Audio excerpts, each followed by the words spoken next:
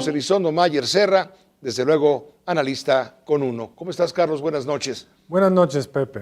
¿Qué hay detrás? ¿Cuál es tu lectura de todo esto? Mira, lo que hay detrás, así desde el punto de vista de una visión un poco más larga de la historia, es una Rusia que siente que Occidente pues, no fue cuidadoso después de la disolución de la Unión Soviética en respetar unos acuerdos verbales, eran verbales, pero acuerdos, de que la expansión de la OTAN no se iría hacia países que habían sido parte de la Unión Soviética.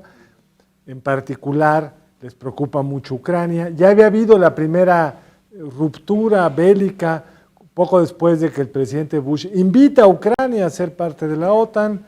Los rusos invaden Georgia, le quitan un pedacito, pero ahí queda todo. Pero yo creo que ese es el problema de fondo. Pero quiero subrayar, Pepe, eso no justifica de ninguna manera la violencia que ha utilizado el gobierno Putin contra los ucranianos. Hay como una confusión en algunos sectores de por qué hay causas históricas, hay una justificación legal. No, no la hay. Y se debió haber, como se propuso por parte de Occidente, sentémonos a negociar. ¿Qué es lo negociable, creo yo? Tú me mandaste este artículo de Henry Kissinger, muy interesante, que trata de entender las causas y pensar sobre qué se puede hacer hacia adelante, porque como bien dice este artículo de Henry Kissinger, pues no se sabe nunca cómo va a acabar una guerra. Sabes cuándo empieza, no sabes cómo termina. Y lo primero que hay que subrayar, Pepe, es que se están violando los principios no solo legales, sino del entendimiento que Europa construyó tras la Segunda Guerra Mundial.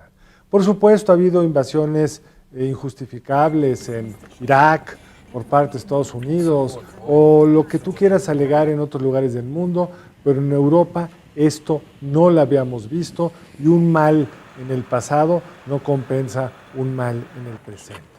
Y esa ruptura amenaza con una serie de pactos que se habían construido en Europa. Y el reto que yo creo que tenemos o tienen los diplomáticos es cómo dejar la guerra para regresar a la diplomacia. ¿Y qué es lo que se puede discutir, Pepe? Primero tenemos que respetar, y México es un país que siempre estaba muy preocupado por esto, la autodeterminación de los pueblos.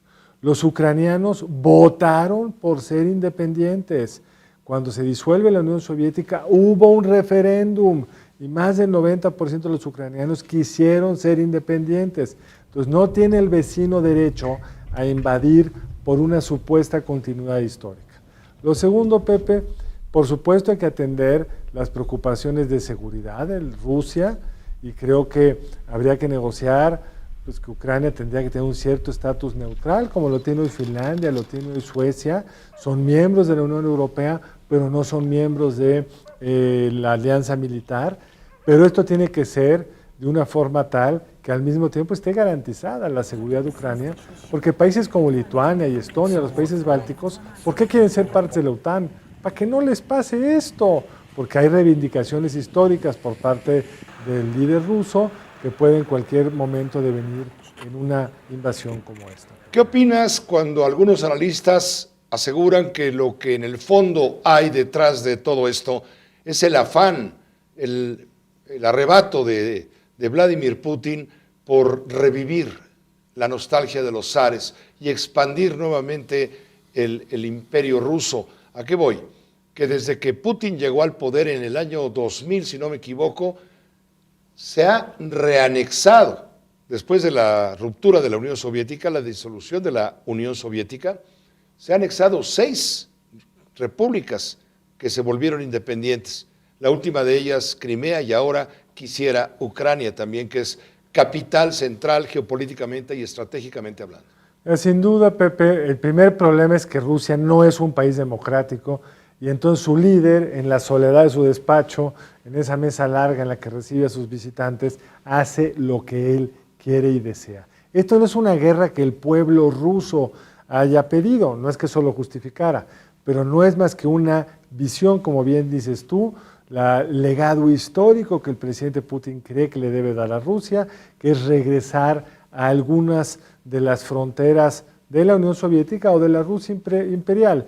Esas anexiones a las que tú haces referencia no necesariamente eran repúblicas, pero sí son pedacitos como Crimea que han ido, digamos, conquistando en el pasado, pero son marginales frente a lo que hoy estamos viendo en Ucrania.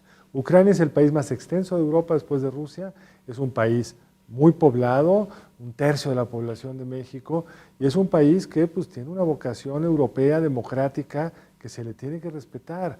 Los países no pueden ser piezas de dominó en función de los sueños del autócrata vecino. Pues gracias por este análisis, Carlos, por supuesto.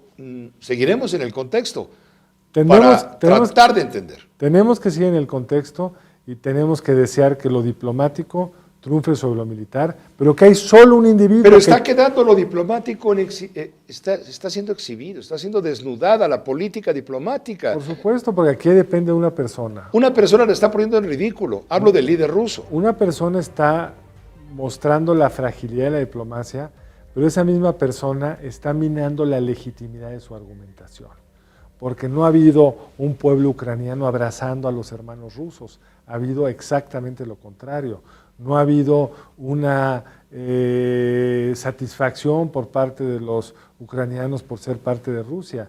Y no ha habido tampoco una operación quirúrgica. Están matando civiles, están destruyendo todo lo que se pone enfrente, sin repetir ya lo que se dijo respecto a este ataque a una instalación nuclear que nunca antes se había visto en la historia de la humanidad.